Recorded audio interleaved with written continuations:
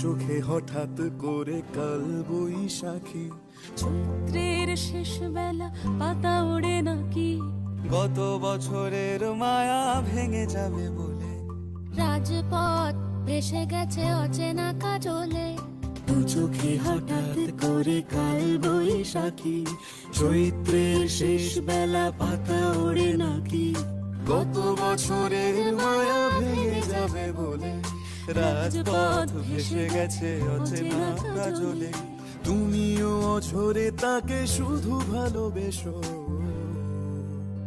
এসো হে বৈশাখ এসো, এসো, এসো হে বৈশাখ এসো।